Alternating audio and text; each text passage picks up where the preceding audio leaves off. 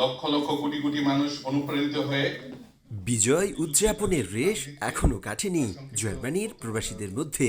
সোমবার রাতে দেশটিতে মহান বিজয় দিবস উদযাপন করেছে জাতীয়তাবাদী যুব ও স্বেচ্ছাসেবক দল। এই উপলক্ষে রাজধানী বার্লিনের ভাইনস্ট্রাসের মিলনায়তনে আলোচনা সভা ও বর্ণাঢ্য সাংস্কৃতিক অনুষ্ঠানের আয়োজন করা হয়।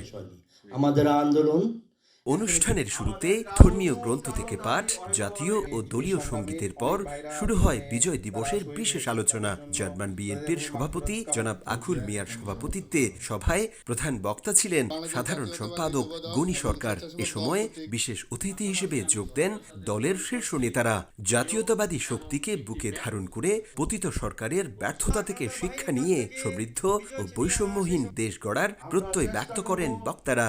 জার্মান বিএনপিকে শক্তিশালী করতে হলে এবং আমাদের তারুণ্যের অহংকার তারেক জিয়ার হাতকে শক্তিশালী করতে হলে আমাদের সবাইকে ঐক্যবদ্ধভাবে কাজ করতে হবে। আগামী দিনে চিন্তা চেতনা সেটাকে যদি আমরা ফলো করি, ইনশাল্লাহ আগামী দিনে আমরা বিজয় নিয়ে আসব। বৈষম্যবিরোধী ছাত্রদের আন্দোলনের যে সকল ভাই বোনেরা শহীদ হয়েছেন তাদের আত্মার মাগফিরাত কামনা করছি এবং সংসপ্ত পরিবারের সমবেদনা জ্ঞাপন করছি।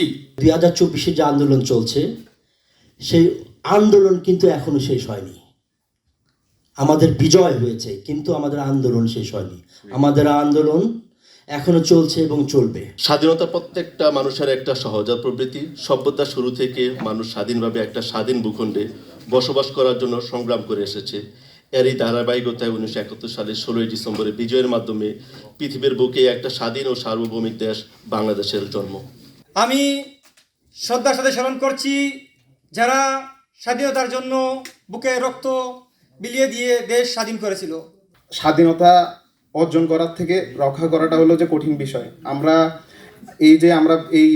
নতুন করে এই বিজয় পাইলাম। বাংলাদেশ স্বাধীন হওয়ার পিছনে, বাংলাদেশ মুক্ত হওয়ার পিছনে, বাংলাদেশ আধিপত্যবাদ থেকে মুক্তি পাওয়ার পিছনে বাংলাদেশিদের রয়েছে হাজারো বছরের ইতিহাস। যারা জীবনবাজি, যারা হলো শহীদ, দেশের পক্ষে ঝাঁপিয়ে পড়ে শক্ত হাতে ঘায়েল করে সব হানাদার সৈন্য। শেষ পর্বে আয়োজন করা হয় বিজয়ের গান। বিজয় দিবসের এমন অনুষ্ঠানে অংশ নিতে পেরে খুশি সর্বস্তরের প্রবাসী বাংলাদেশিরা। জার্মানি থেকে বিটু বড়ুয়া, সময় সংবাদ।